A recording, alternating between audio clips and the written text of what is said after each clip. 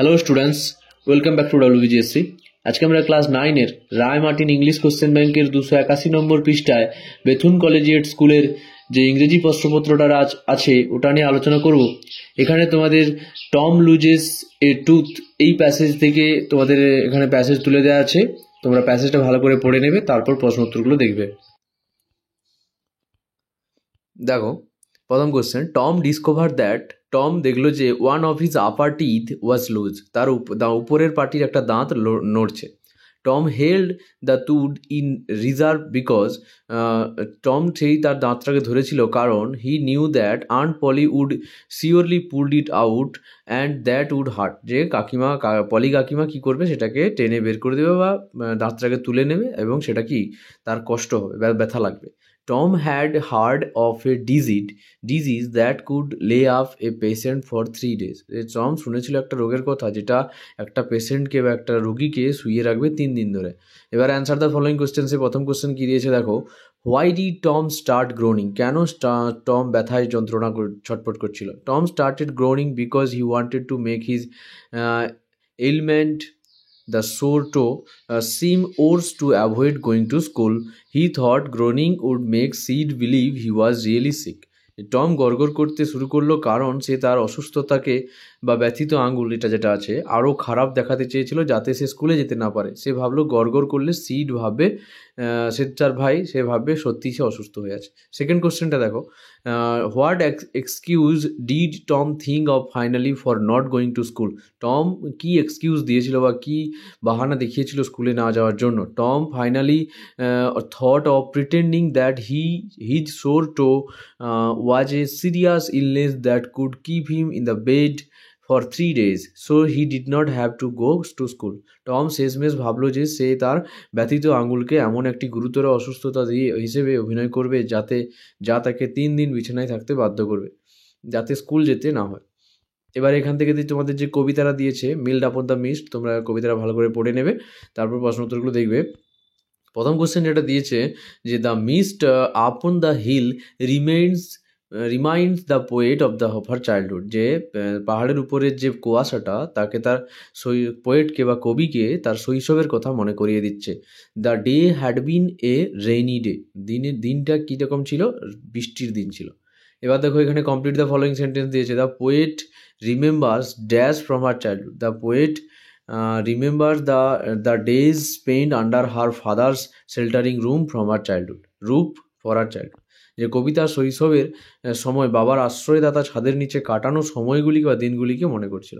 দ্বিতীয় কোশ্চেন দেখো, the day has wept its fill means, দিনটা, the day has wept its fill means the day has poured out all its sorrow through the rain and it's now calm, দিনটি তার শেষে কান্না করছে, তার মনে হলো কি যে সমস্ত দিন দুঃখবোধ বৃষ্টির মাধ্যমে প্রকাশ পাচ্ছে এবং সে এখন শান্ত হয়ে গেছে। এবার আনসিন প্যাসেজটা দেখো লাইন বাই লাইন মিনিংগুলো। The beginning of the sun field season with the sun hidden behind grey clouds bring cheer to many of us.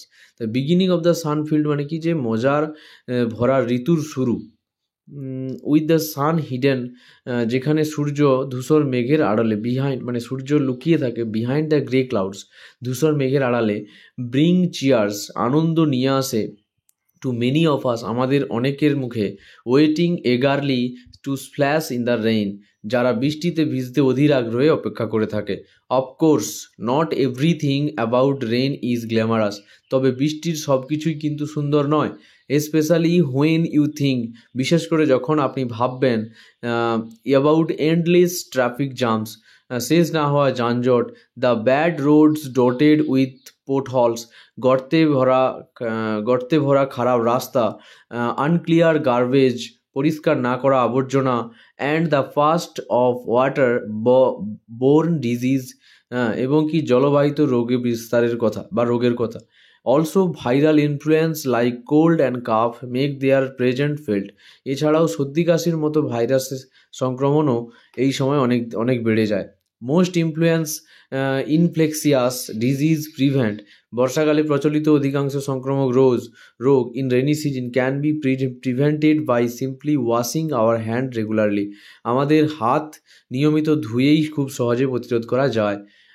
স্কার্ভিং hands regularly with water and soap can prevent us from contracting respiratory and diarrhoeals disease, নিয়মিত জল এবং সাবান দিয়ে হাত ভালোভাবে ঘষে ধুলে আমাদের শ্বাসতন্ত্রের সংক্রমণ ও ডায়রিয়ার মতো রোগ থেকে রক্ষা পেতে পারে। এবার দেখো, kids have a lower level of immunity and hence hand washing becomes a crucial part of their lifestyle, শিশুদের রোগ প্রতিরোধ ক্ষমতা অনেক কম হয়, তাই তাদের জীবনের একটা গুরুত্বপূর্ণ অভ্যাস হওয়া উচিত নিয়মিত হাত ধোয়া। হোয়েন প্লেয়িং, স্পেশালি যখন খেলার সময়, বিশেষ করে ডিউরিং মনসুন সিজন বর্ষার সময়, kids come into contact with germ can unknowingly become infected by touching their nose, eyes or mouth, শিশুরা জীবাণু সংস্পর্শে আসে এবং তারা না জেনেই আক্রান্ত হতে পারে যদি তারা নাক, চোখ, মুখ হাত দিয়ে চোখ বা মুখে হাত দেয়। The Food and Drug Administration state that the human influenza virus can survive on surface for up to 8 hours. Food এবং ড্রাগ অ্যাডমিনিস্ট্রেশন জানায় যে মানব ইনফ্লুয়েঞ্জা ভাইরাস কোনো পৃষ্ঠে 8 ঘন্টা পর্যন্ত বেঁচে থাকতে পারে, making people susceptible to catch it time they touch the infected surface, ফলে সেই পৃষ্ঠে হাত দিলে কেউ যাতে সংক্রমিত হতে পারে। Hence repeated hand washing is required,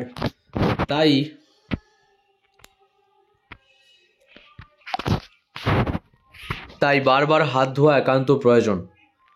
এবার দেখো, এখান থেকে যে প্রশ্নটা দিয়েছে বা প্রশ্নগুলো দিয়েছে সেগুলো নিয়ে আলোচনা করব।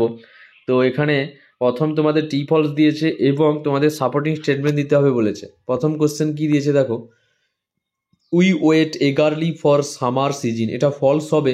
সাপোর্টিং স্টেটমেন্টটা দেখো, bring cheer to many of us waiting eagerly to splash the rains, আমাদের অনেকের মুখে হাসি ফোটে যে আমরা কি বর্ষা ঋতুর জন্য অপেক্ষা করে রাখি বা যাতে বৃষ্টিতে ভিজতে পারি। তো সামার ওটা হবে না। তো infectious disease can never be prevented, এটা ফলস হবে। Most of the infectious disease prevent in the rainy season can be prevented by simply washing our hands regularly, ঠিক আছে। শুধুমাত্র হাত ধোয়া, ভালো করে নিয়মিত হাত ধুলে রোগগুলো থেকে আমরা মুক্তি পেতে পারি। তারপরে কোশ্চেন দিয়েছে দেখো, children do not have much immunity, এটা ফলস হবে, ট্রু হবে। Kids have a lower level of immunity, এই লাইনটার মাধ্যমে আমরা বুঝতে পারছি। তারপরে বিদ্যাগের কোশ্চেনে কী দিয়েছে দেখো, how do the children became infected specially during monsoon, তো অ্যান্সারটা কী হবে, children became infected when they touch their nose, eyes or mouth coming in contact with germ during the play, ঠিক আছে। যে কী হলো, যে শিশুরা সংক্রমিত হয় তারা খেলার সময় জীবাণু সংস্পর্শে আসে, এরপর যদি তারা না জেনে নাক, চোখ, মুখে হাত দেয় তাহলে জীবাণু শরীরে ঢুকে পড়ে। How is the rainy season filled with displeasure, যে কীভাবে রেনি সিজনটা অসন্তুষ্টির কারণ হয়। The rainy season causes displeasure due to traffic jam, pothole filled roads, garbage and the spread of waterborne and viral disease, যে বর্ষাকালে অসন্তুষ্টির কারণ দীর্ঘ যানজট, রাস্তার গর্ত, জমে থাকা আবর্জনা এবং জলবাহিত ভাইরাসজনিত রোগের বিস্তারের জন্য হয়। এবার দেখো, গ্রামারের কোশ্চেনে প্রথমে কি দিয়েছে, the word is like dash the way glass, তো dash the word is like a way glass, ঠিক আছে। Dash way to we look, the way we look at it, তো অ্যাট ইট হবে, তার it reflect the same way, যে দুনিয়াটা যেমন দর্পণের মতন যেভাবে আমরা তাকাই ঠিক তেমনভাবে আমাদের দিকে প্রতিফলিত হয়ে আসে। এবার দেখো, এখানে 4 দাগে যে ডু অ্যাজ যে কোশ্চেনগুলো আছে সেগুলো দেখো। I saw a wounded bird, change into complex sentence কী হবে, I saw a bird which was wounded. তারপরে দেখো, the boy was disobedient and so the teacher punished him, তো change the underline word into noun form. তো এখানে দেখো, ডিসওবিডিয়েন্ট যেটা আছে ওটাকে আমাদের নাউন ফর্মে লিখতে হবে, the boy showed disobedience and so the teacher punished him. তারপরে দেখো, বা এটা তোমরা আলাদা করতে পারো, the teacher punish the boy for his disobedient, ঠিক আছে।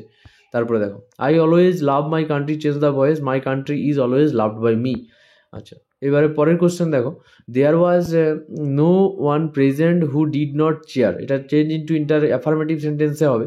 তো এভরি ওয়ান প্রেজেন্ট চেয়ার্ড, তো তাহলে কী হবে যে সবাই তাহলে এখানে কোশ্চেনটা এরকম বলছে যে কেউ ছিল না যে যে যারা করেনি, আনন্দ দেয়নি বা চেয়ার করেনি। তো এখানে কি সবাই চেয়ার করেছিল, এভরি ওয়ান প্রেজেন্ট চেয়ার, তো প্রত্যেকেই যারা উপস্থিত ছিল সবাই কী করেছিল, উল্লাস করেছিল। তারপরে দেখো, that was not an example to be followed change into an interrogative sentence. তো what that an example to be followed, ঠিক আছে, ইন্টারোগেটিভ সেন্টেন্স। তো এখানে তোমাকে was that an example to be followed, ঠিক আছে, যে ওটা কি অনুসরণ করার যোগ্য বা অনুসরণযোগ্য কিনা উদাহরণ ছিল, এটা দেখো। তারপরে দেখো, he spoke in a loud voice, change the underline word into adverb. তো এটা কী হবে, হি স্পোক লাউডলি হবে, ঠিক আছে, লাউডলি কথাটা করতে হবে। তারপরে দেখো এখানে ভোকাবুলারি আনসিন প্যাসেজ থেকে যে রিলেটেড টু ব্রেথিং, তো শ্বাসতন্ত্র সম্পর্কিত, তো এটা কী হবে, রেসপিরেটরি। আর ফ্রিকুয়েন্টলি থেকে হবে রিপিটেড, বারবার বা ঘন ঘন। এবার রাইটিংয়ে এখানে কি দিয়েছে দেখো, write a paragraph on India's achievement of FIDE chess Olympiad 2024 within 100 word. তো 100 ওয়ার্ডের মধ্যে তোমাদের লিখতে হবে, আমি এটা লিখিয়ে দিচ্ছি, তোমরা এখানে পজ করে এখানে 6 লাইন পর্যন্ত প্রথমে তুলবে, তারপর এখানে 7 থেকে 10 লাইন, আর আরও আছে তোমাদের 11 থেকে 15 লাইন। আর এর সঙ্গে সঙ্গে তোমরা বাংলা মানেটা যদি কেউ দেখতে চাও দেখতে পারো, খুব ভালোভাবে লেখা আছে এটা। দেখা হচ্ছে পরের ভিডিওতে। এই ভিডিওটা তোমরা লাইক শেয়ার কমেন্ট করে দিও।